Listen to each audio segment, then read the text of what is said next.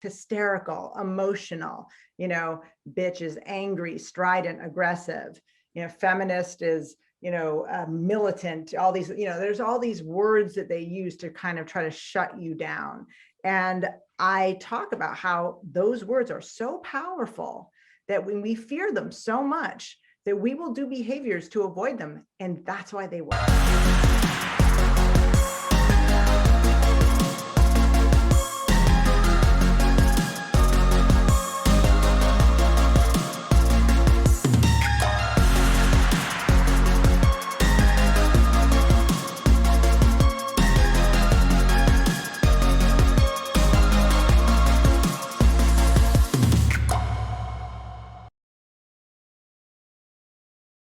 Welcome to True Grit and Grace. Today on the show, I have Eliza VanCort, who was introduced to me by our mutual friend, Toy Sweeney. She is a speaker, a mentor. She empowers women.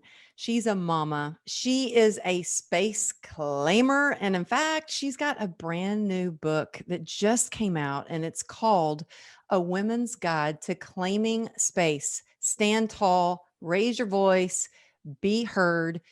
She's a powerhouse who has a heart of gold. She's the real deal. On and off air, she is the real deal. She's helped me get through some things as well with the TED Talk stuff. Well, we'll get all to all that. But anyway, welcome to the show. I've been so excited to get to talk with you, and thank you for being here.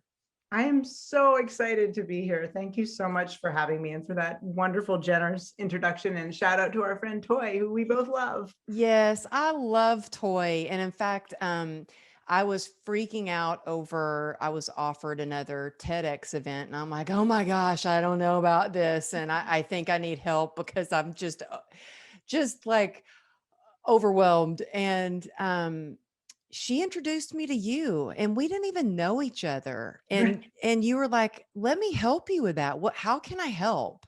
And I was like, that she is my kind of people. And so we got to know each other a little bit more. And then just the more I get to know you and know the struggles that you have overcome and just the kind of person you are, I'm so excited to share a lot of your wisdom in your book. But first, I just want to talk a little about you, because when I think of you, I think of something that was highlighted from a podcast interview that I did on Dropping Bombs, which was, I had said, when people are good to people, you attract good people and good things happen in your life. And I feel like, you've got this wall for you that are listening on iTunes, or if you're listening to the podcast, you can't see it, but if you're watching here on YouTube, you see she's got a wall behind her of all her students that have graduated from her program, and just the love of the people that they have for you, that you have helped them so much. But I want to talk a little bit about something that happened to you where those people showed up for you in your life at a time when you were struggling. Because this podcast is really about struggles to success. And a lot of times, it looks so glamorous on social media, and it looks so glamorous that you just had this new book come out, but we don't see the struggles to success. And so I like to share a little bit about where you came from, so it gives people hope that they can get through those challenging times too. So will you share a little bit about when those people showed up for you during a challenging time in your life? Yeah. And actually, my life started out in a very challenging way, and I had people show up. And then with these folks, and when people graduate from our program, we have 2 walls in our green room, and they sign either one. And when I had a head injury, and I had a quite serious head injury, I was biking. I was riding my bicycle with my helmet, and somebody was texting and driving, which is so dangerous. And they ran into me. And I went up on the hood of their car, hit one side of my head, got ejected into the middle of an intersection, was unconscious, hit the other side of my head. And I woke up with a subdural hematoma and a bilateral brain injury. And I had a lot of time to think and learn, because I was having trouble communicating. And I was actually having trouble with my memory. So I would go to bed at night, remembering Wow. my day, and I would wake up and my day would be gone, just gone. And every day I got a little more of the day back. But my sister from another mother, Katie Spallone, who is also beloved and on this wall because she's a teacher here, she called all the people from our acting studio, and my ex-husband did not cook a meal for, I think it was 3 months. We had people bringing meals. She made a whole schedule, and people were complaining they Oh, couldn't get on the schedule. I mean, it was the most it was the most beautiful experience. And talk about giving, when we were talking before, the idea of scarcity and how we're mm-hmm. trying to avoid that model. There was a woman who came to my house and brought me some food. Yeah, And so and I you remember, guys, we were talking before we pushed record, and I was like, "Oh, wait, we got to push record. Your sharing is so good. We gotta bring this to the light." So, yes, we were talking about this idea of a scarcity mindset versus an abundant mindset, and what that yes, does and what that looks like in life. And that's so, right. go ahead. You were Oh, you yeah, were yeah. So she came to my house and I started crying and I said, I can't believe you did this to me. And I can't believe all these people are helping me. How am I ever going to pay them back? And she goes, well, I know what you can do for me.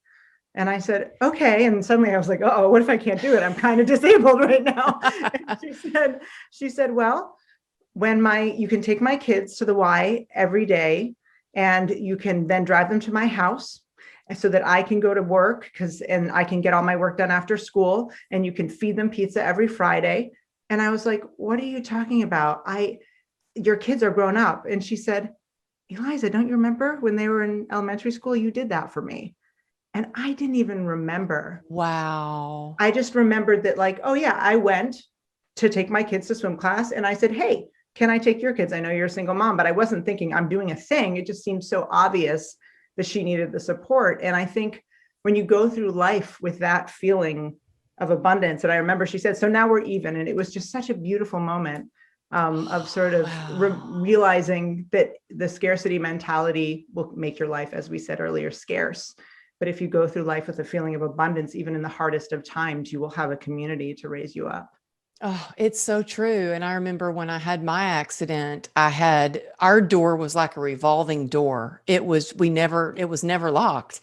And people were just in and out of the house when I got out of the hospital nonstop. And to me, that was like, I felt like I needed my clients more than they needed me at that point. And so all these clients that I had had, that they had said, I had done things for them, things that I didn't really think of. It was just something I was passionate about and I love doing, that they were coming to the house and bringing food, and I could not have gotten through. Our family could not have gotten through it without the help of and support of friends and family who helped with my daughter, who was 2 years old at the time. And so Mhm. it's amazing. Yes, I think that, and it also goes into the workforce, like with our friend Toy, who was like, "Oh, you got to meet my friend and have her on your show." And I met Toy because of Kim, our mutual friend Kim, and who was on the show. And I think that when you introduce people to each other and you connect people in that way, and whenever I hear of a speaking opportunity, I'm like, oh, you know what? Thank you for hiring me for this speaking job.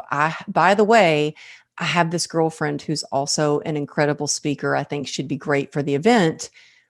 And I had someone, my good friend Catherine Gordon, who's also been on the podcast. She said, "Wow, Amberly, you're the kind of person that's like, there's enough pie for everybody," or something like that. I can't remember exactly what she said. Mhm.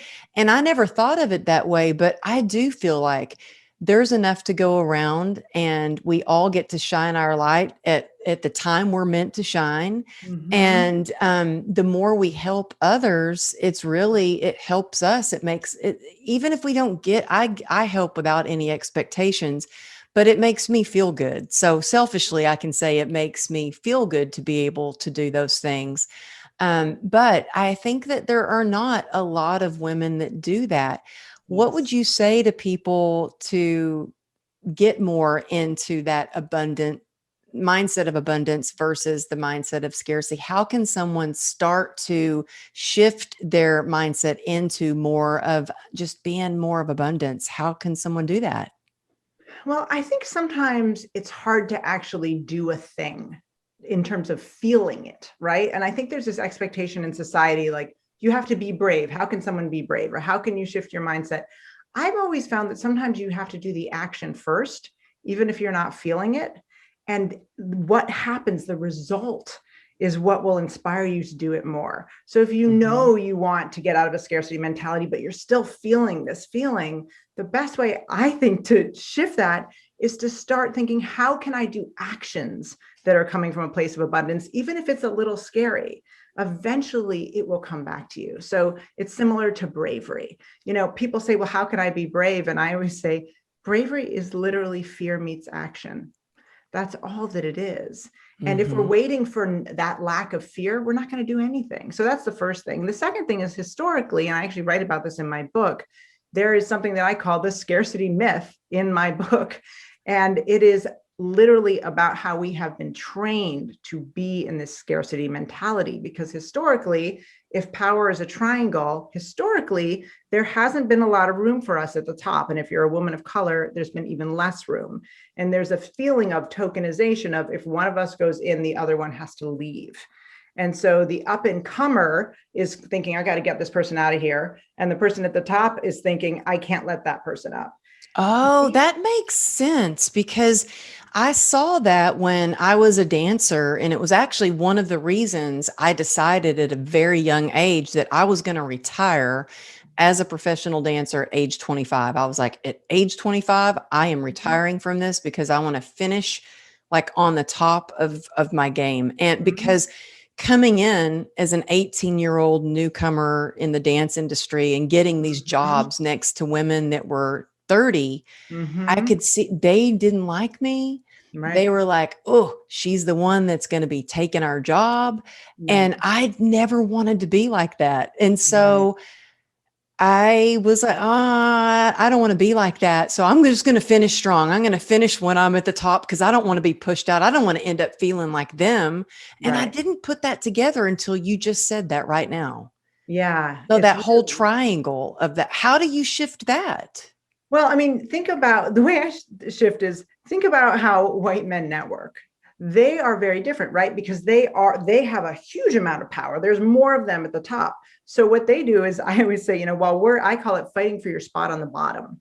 So while we're kind of fighting against each other, they're linking arms and networking and hiring each other, right? And so and it works. And I think more women are starting to do that. I mean, I think so too. I think so. Yeah. I mean, we've realized we can never literally get into the boys' locker room. And who wants to? And who wants to? But I have friends in corporate who say, yeah, I've done tons of deals in the boys' locker room and the men's locker room. We won't go in there. There are places we can't go, or places we're not invited to go. And there's a lot of deals that are made there. There's a lot of business and networking. And for me, the only way we're going to actually come fully into our power is if we realize there are spaces for us as well, and we can form our own networks. And so I think a lot of it is being very mindful about the fact that, as I say in my book, you know, when we rise together, we really do rise so much higher. And that's the only way to rise, in my opinion. So where do you think that women can do this kind of networking like men do in the locker room or on the golf course, you know, golfing? Where do you think women do this? Well, I mean, the first thing is, actually, all the research shows that women don't have as much leisure time because they are doing a disproportionate amount of domestic work.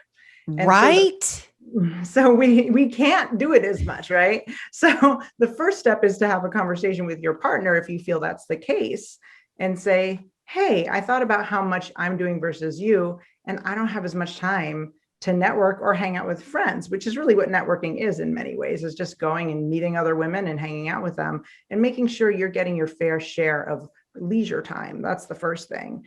And then the second thing is, find things that you like. And that seems really simple, but so often we don't actually take the time to say, okay, I like these things. Let me find a group that does that.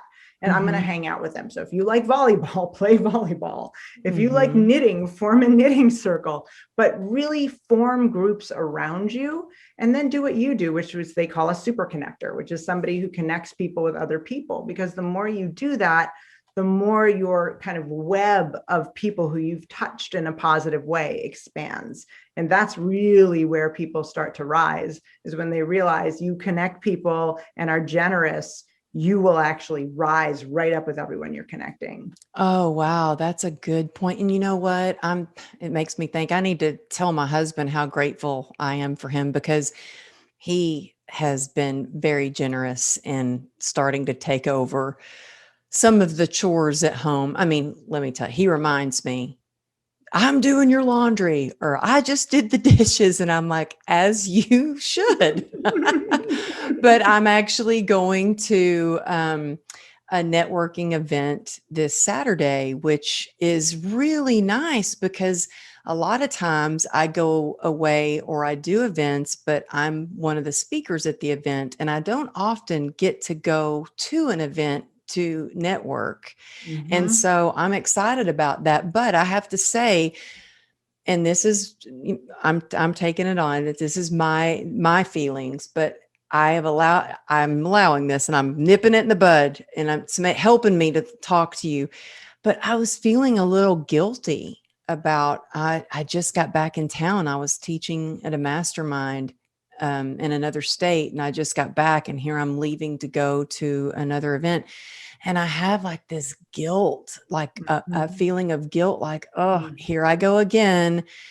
I'm going away for work again. Do you Mhm. get those feelings that, or how would you suggest moms that are listening that Mhm. want to do networking and they want to go join the volleyball club or the new gym, Mhm. or play golf or whatever it is they do, Mhm. but they feel guilty, like, oh, I want to, but I need to be home with the family? Or what would you suggest to Right. them? Well, I always say flip the script, which is put yourself in the position of, if you're married to a man, if my husband did this, would I be okay with it? And Hmm. if he asked me to support him in this venture, would I be okay with it? And if he would, if you would be okay with it, then he should be okay with it. Yeah. And that it's really simple. And I think so much of the time we give more and then we feel bad when we're not giving, 60 or 70%, when really 50% is enough. Yeah. And flipping the script can be so useful. It can be useful in every aspect of your working life. I mean, I have a really funny story in my book that I talk about, where in my very first gig, I did not know what to charge. I had no idea. And I called up my mentor and I was like, I don't know what to charge. I don't know what to charge. And I started telling him about the gig. And he said, wait, I already know what you're going to charge. And I said, how can you possibly know what I'm going to charge? Like, I haven't even told you what I'm doing. And he's an African-American man. And he said, whenever I don't know what to charge, I sit down, I close my eyes, and I ask myself, if I were a white man, what would I charge? And that's what I charge. And it's usually more because I'm used to being undervalued. So and it was really interesting. And so now we have a joke, like, what would a white man charge? but, Wow. but Well, it really does make a difference. wow, that is interesting. And you know what I've actually done before is, well, the very first gig that I got asked to speak at, I had an interview and they were like, well, what's your speaking fee? And I was like, I just shot back. It just came out of my mouth because I had no idea what my speaking fee was. I didn't have an agent yet. I was like, I don't know. I was like, well, what is your honorarium? Do you have an honorarium? What is your honorarium? Or wait, what did I say? Well, what's your budget? I said, what's your budget?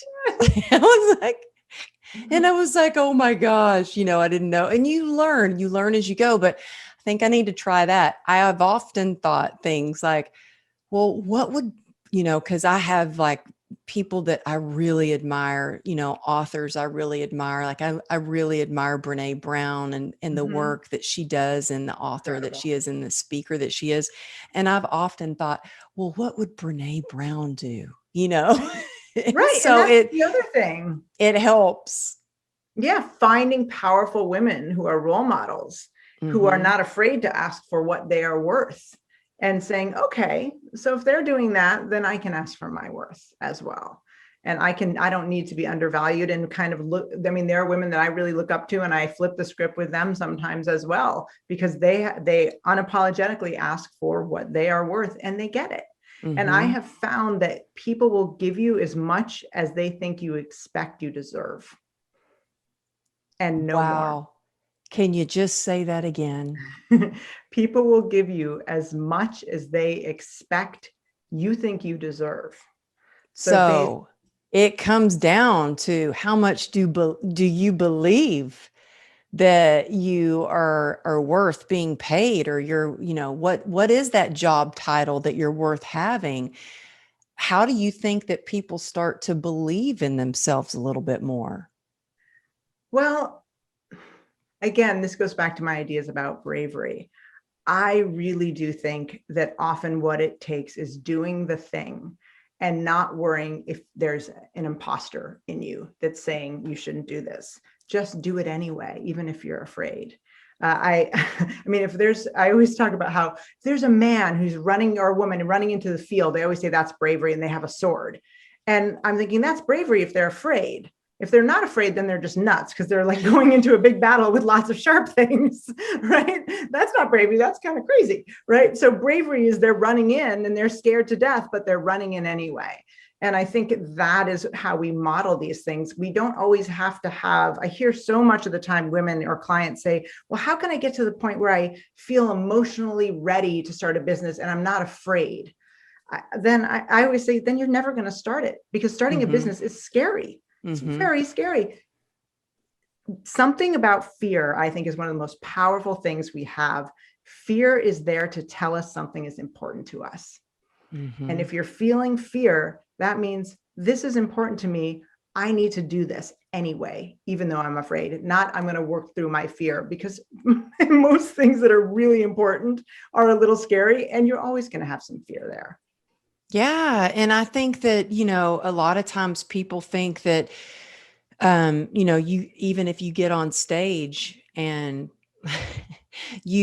so I had a friend of mine, Greg Reed, that was like, oh, and I'd known him for a while. And I guess he one day decided to watch my interview on the Today Show. And he was like, wow, you looked very confident. And I said, I was scared to death. He goes, then we call that controlled enthusiasm and controlled, and confidence.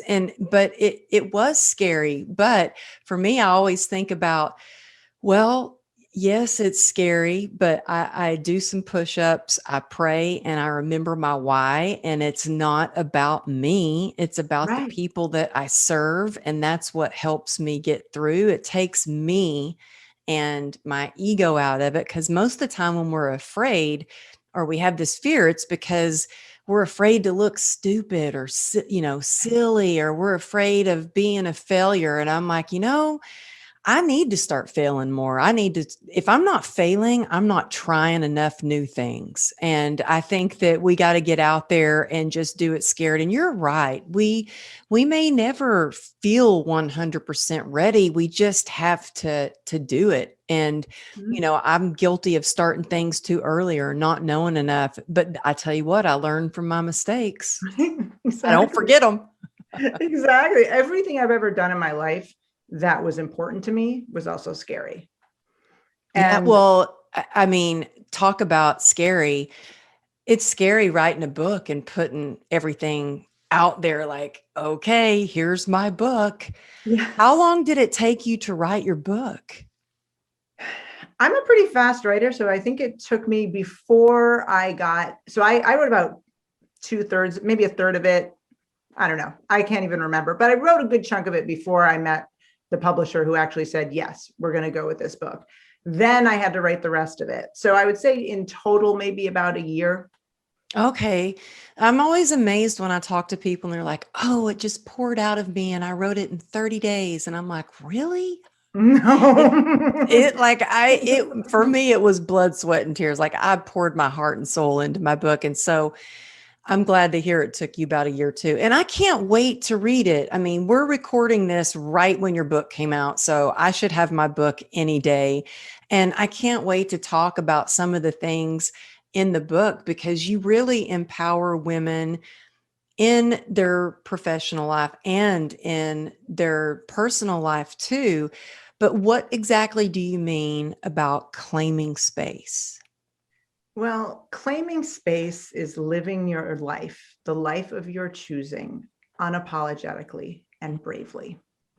And what I found after my accident, because I was having so much trouble communicating and I really had to break down the code of communication, is that there were 5 aspects, just generally, that if women possessed those and were mindful about them, they were living fuller, richer lives. And I just watched women and watched, and I thought, wow, this is consistent. And then afterwards, I started doing talks on communication. And this is, you're going to laugh, but women would follow me to the bathroom. And they would say, I want to ask a question. I didn't want to say it in Q&A, but, and I almost called the book Conversations in the Bathroom because all of the things people asked me could fall into those 5 aspects of claiming space.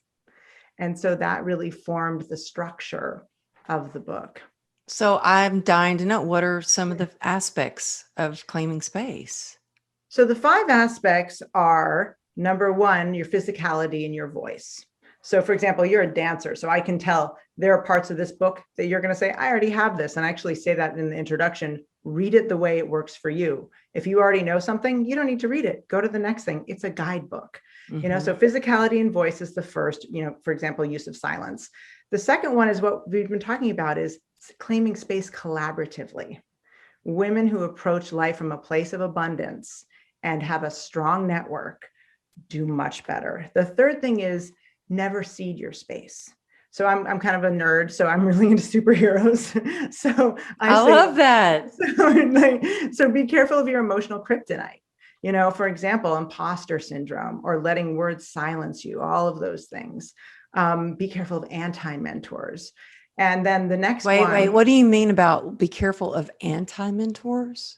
Well, anti-mentors I talk about in the second part, which is really keeping them out of your network, but their voices can be the thing that make us cede space. And anti-mentors are that person who, because of their position in your life, should be the person that just raises you up.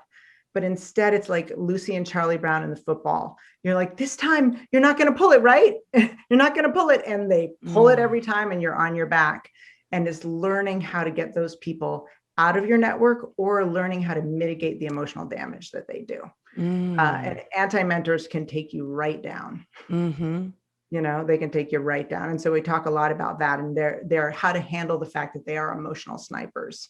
Yeah. And you know what? I think I'm sure every single person listening to this right now is like, yeah, I've got those. And how do I set boundaries to get those people out of my life, or put time limits with them, or just keep them from stealing your joy? That's what I kind of feel like it does. Is it just kind of, and I don't know why they're like that, if it's, but yeah. Do you go into detail in the book about how to place boundaries, healthy boundaries for them? Clear boundaries and how to handle your anti-mentors step by step. I mean, each section starts with a global idea, but then it's all how to.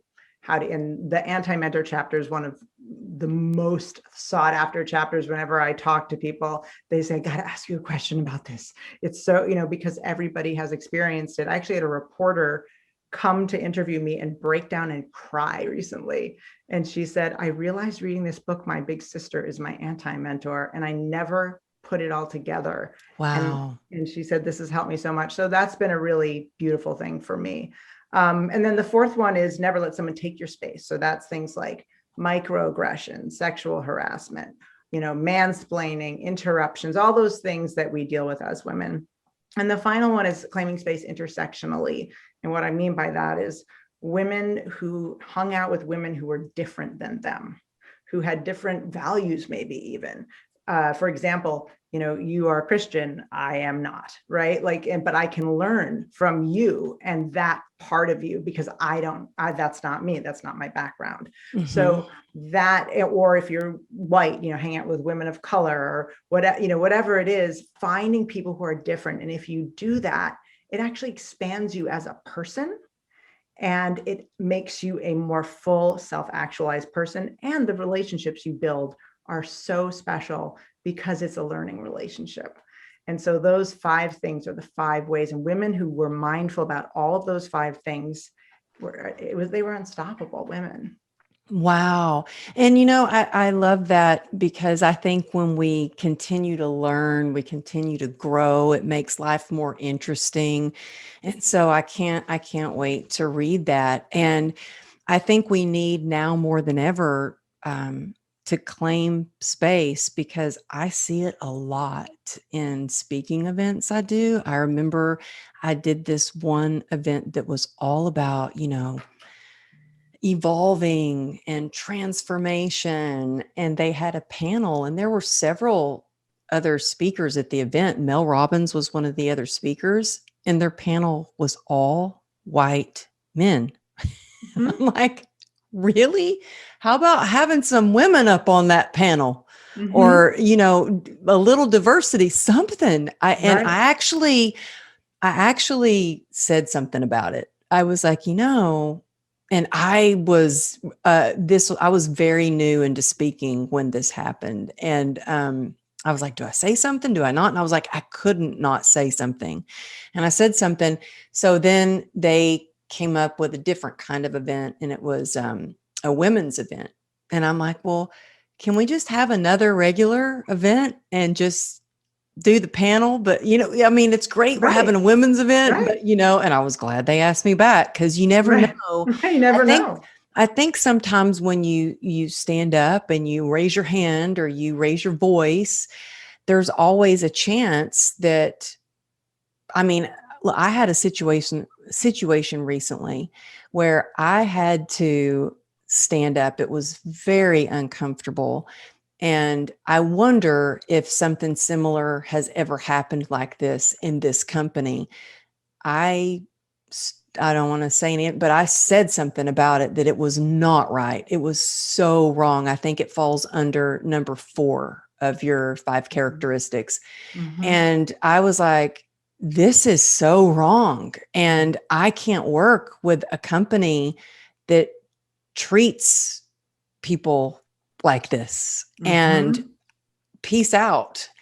And I got a refund. I was investing a lot of money with doing business, and I got a refund, and it was so hard. And there was that part of me that was like, well, I may have just, we're in this cancel culture. I may have just canceled myself out. I may have screwed up royally. And do you hear that a lot, where women are afraid to say something because they're afraid of the reputation that it may give her? Like, oh, she's just too difficult to work with, or, oh, she's just a bitch, or, oh, she's trouble, or whatever you think that they may say. Do you hear of other women that kind of fear? I have a chapter in my book actually called, it's so funny. The book comes from all these experiences. So whenever people talk to me, I'm like, indeed, I have a chapter, but I do have a chapter. It's called Crazy Feminist Bitch. And it's about, right? Say hello.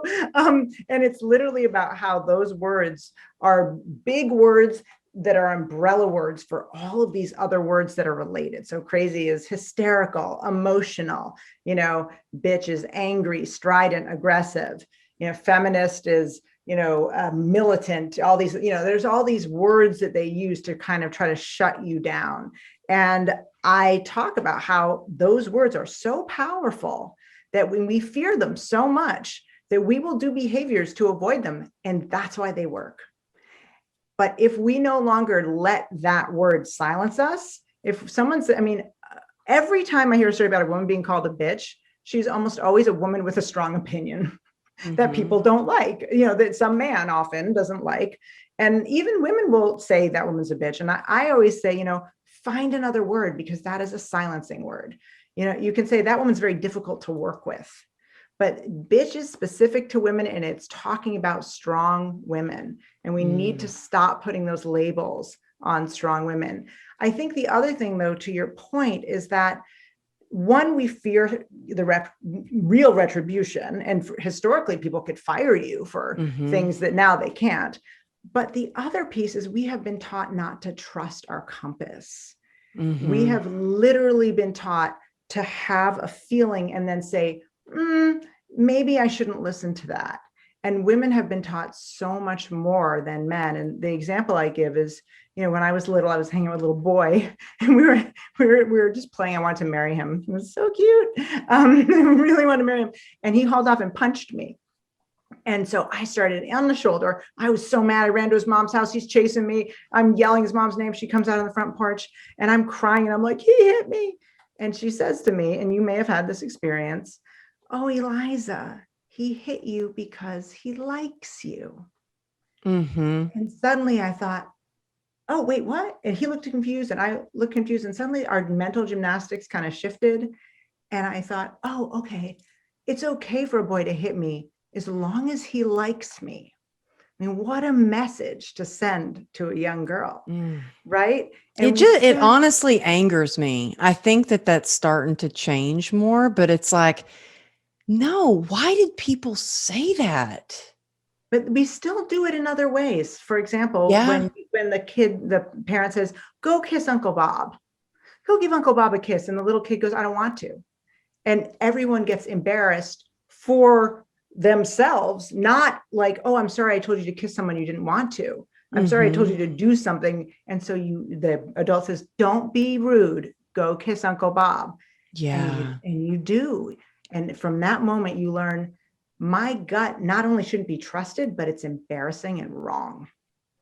And I mean, and this is just, it's been a long process of me, and I'm still learning to trust my gut, because I grew up, I was sexually abused by my stepfather, and and the emotional abuse that he would say. He used to call me, "You crazy feminist, you liberal." I didn't even know what that meant back then. I was a little kid.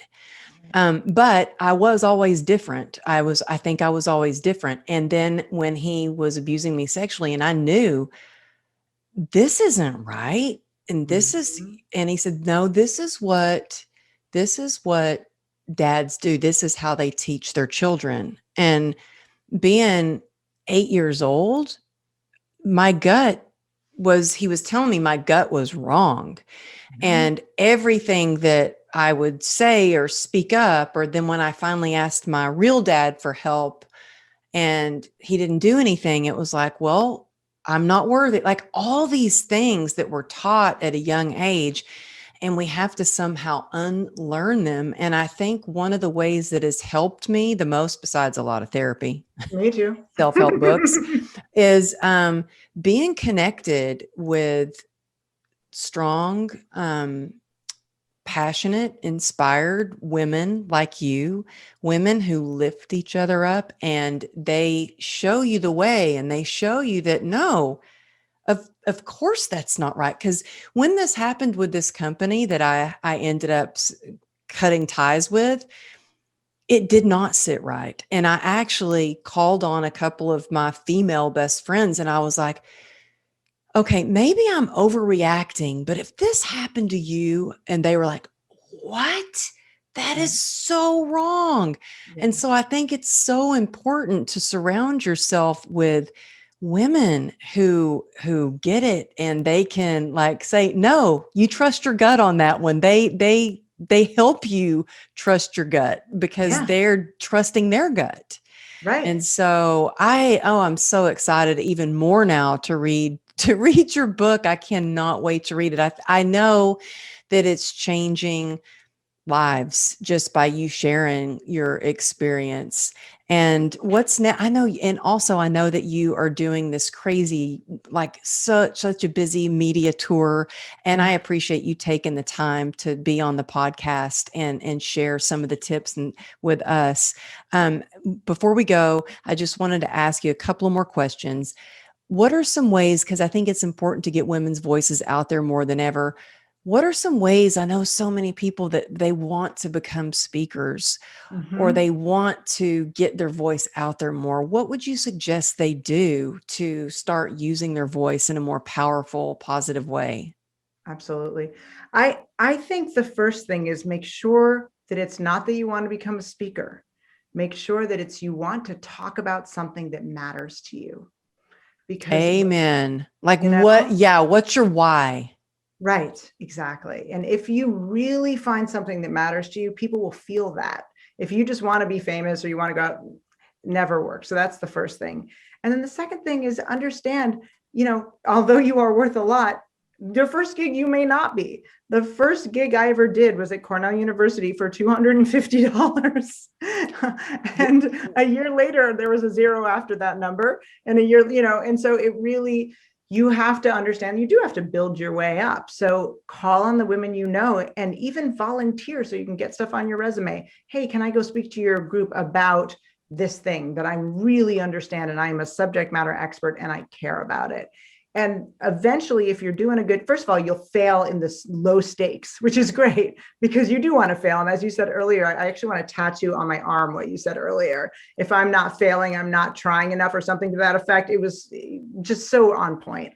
And so go out, fail, learn, and then slowly just build up and make sure you are connecting other women with other women. Because I'm telling you, the more you help other women in this process, the more you will rise and the more quickly you will rise. Amen to that. Well, congratulations, by the way, on your book being a bestseller. I'm so happy for you. And you guys grab her book, check her out. Tell us the best place where people can find out about your upcoming speaking events or how they can coach with you or get your book. Mm-hmm. Well, the easiest way is to go to my website, which is elizavancourt.com. Everything will be there. But I also love, and we're actually creating a really cool community of people to talk about these issues. We don't have the page yet, but if you sign up for my listserv, it is going to be up there. And we're just making this wonderful, interactive, safe space, which I'm super excited about. And the other thing is, I love hearing from people. I love it when people say, I read your book, but I have a question. So feel free to reach out to me on LinkedIn. Feel free to reach out to me as a friend on Facebook because I shut down my business page because I just was not able to maintain both. And so, Yeah. Okay. Well, wait, before we go, why did you shut down? This is a question that before I went to bed last night, popped in my head. Okay. So before we go, why did you decide to shut down your business page? Because I find it very confusing for people. I do a big gig and they tag me on my personal page, which is Amberly, my maiden name and my last name. And it's pictures of like my dog and me and my husband, and it's not professional.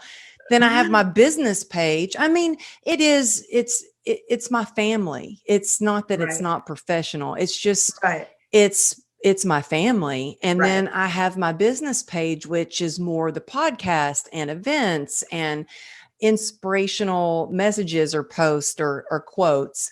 And it's confusing. People don't find my business page. Did you Right. have a business page with your same name? I sure did. And nobody went to it because one of them had a huge following and the other had not a huge, but a strong following and really engaged people. And that was my personal page, my league of superheroes, wonderful humans in my life. And the other one was a business page that nobody would go to. And so eventually I thought, I don't want people going here because it looks like I'm not really doing anything. And, no one's engaging in it anyway. So I just thought, forget it. I'm Well, going you to, kind of have to pay to play on your business page. They want you to do sponsored ads and stuff. But the right. reason I have a business page is because I can connect my Instagram to my business page. I can share posts there, although they don't really like that much. Facebook, they like it to be native to there.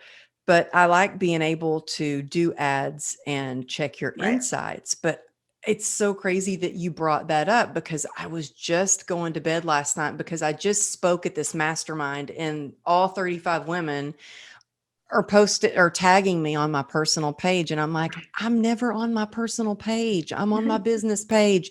And so I was like, gosh, I've never asked that question. What do you do? And so do you miss having a business page? Well, I think that it might be wise for me to eventually get one because of advertisements, frankly, just boosting posts. But my community was really what made me catapult to #1 on the bestseller list, because they just went out and bought the book and told their friends about the book. I did a pre-launch book club and they just spread the word. And so for me, it's hard to then say, hey, pay attention to this other page as well, because people have a personal connection to me. So I'm kind of going back and forth on that one, and that's tough. I mean, but you know what? You're going to be everywhere. And so pretty soon you can only have 5,000 friends on Facebook. If you have a business page, your numbers are limitless. Right. Yeah. I am going to have to break down.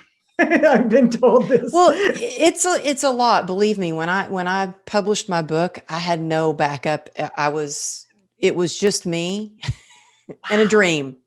And I didn't have an assistant. I didn't have anybody to help with anything. And I had no idea when I was on national TV that middle America was still primarily on Facebook. And so my Facebook was like flooded with messengers. My email got which was all a good quality problem, but I just wasn't prepared for it. And so I was blown away. I had no idea. But yeah, it's a lot to keep up with social media for sure. And just the fact that you took time to be here on the show, and you guys, if you're listening while you're working out or what, don't worry, you can find in the show notes all of her links. And say your website again. It's ElizaVanCort.com, and everybody puts a U in court, but there's no U. VANCORT. Thank you for saying that. All the notes and the link to Amazon to get your book will be in the show notes.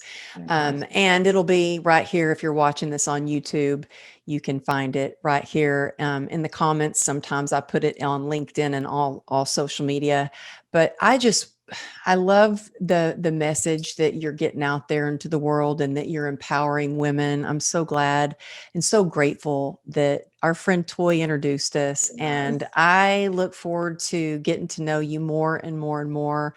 And there's so much we didn't even get to. So I'm going to have you back on the show because I feel like we could talk about so much more. But thank you so much for being here. Oh, this was delightful. Yeah, we were talking in the beginning and you said, wait, we should probably turn it on and record everything. So it's just such a delight. Thank you so much. Thank you. And you guys, if there's one part or any parts of the episode that really resonated with you, take a screenshot and share it on your social media and tag us. We would really love to see that and share it, or just thank you for sharing it. So thanks for listening to True Grit and Grace, and we'll see you next time.